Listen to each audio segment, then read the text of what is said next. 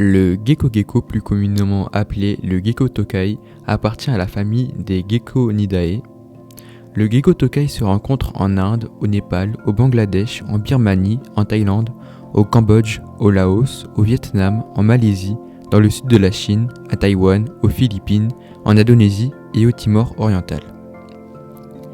Il a été introduit en Floride et à Hawaï, aux États-Unis et en Martinique. Il vit dans les forêts tropicales humides et dans les zones urbaines. Ce gecko est insectivore et carnivore. Quand il chasse le soir, il pousse des cris, sortes d'aboiements qui peuvent s'entendre à plus de 100 mètres de distance. Il consomme la plupart des arthropodes de taille adaptée et n'hésite pas à consommer de petits reptiles, dont à l'occasion de sa propre espèce, ou de petits mammifères comme des souriceaux ou de petits oiseaux.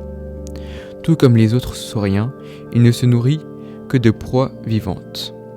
Le gecko est un lézard ovipare nocturne qui mesure de 20 à 35 cm de longueur. Les mâles ont des pores fémoraux, petits points, en forme de V au-dessus du cloque. Le cri du mâle diffère de celui de la femelle.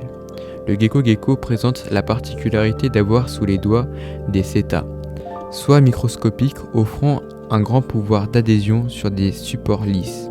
L'animal peut se mouvoir sur des surfaces verticales et même les plafonds. Le gecko est plutôt massif, doté d'une grosse tête à mâchoire puissante. Le corps est gris bleuté avec des points.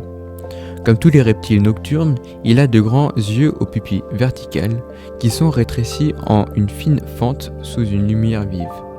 Dépourvu de paupières, il a à la place une écaille transparente appelée lunette. Il dispose d'un véritable répertoire sonore pour communiquer.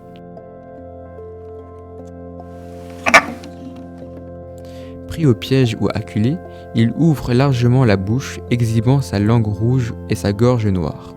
Se sentant en danger, le gecko tokai peut devenir très agressif et infliger une morsure violente et douloureuse à son agresseur. Comme les lézards que l'on trouve en France, il peut perdre sa queue pour s'échapper, on parle alors d'autotomie. La reproduction commence à la sortie de l'hiver, extrêmement clément là où vivent ces geckos. Les œufs sont en général pondus au pied des branches. Ils incubent durant environ 10 semaines à 29 degrés, avec une hygrothermie de 70 à 80%. Les petits sont adultes à l'issue de leur deuxième année.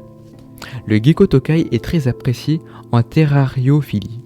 En Malaisie, une ancienne croyance dit que les geckos tokai dans les maisons en protègent les habitants et qu'entendre leurs cris à la naissance d'un enfant garantit une belle vie à celui-ci.